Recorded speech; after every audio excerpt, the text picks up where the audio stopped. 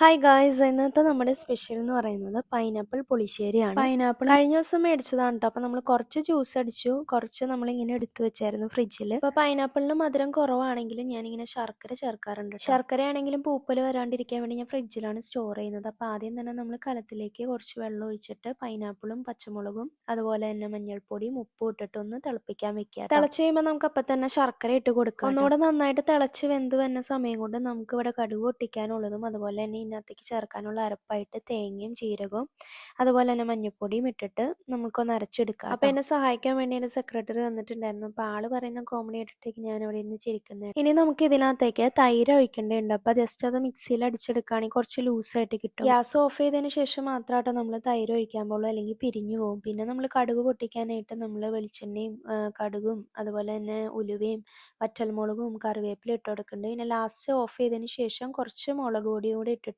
Just ഇളക്കി കൊടുത്തതിന് ശേഷം നമ്മൾ ഉപ്പ് കാര്യങ്ങളൊക്കെ ഒന്ന് നോക്കിയിട്ട് അത് അഡ്ജസ്റ്റ് ചെയ്തിട്ട് നോക്കിയിട്ട് ഒന്ന് സെർവ് ചെയ്യാം. അപ്പോൾ അത്രേ ഉള്ളൂ. ടാറ്റാ.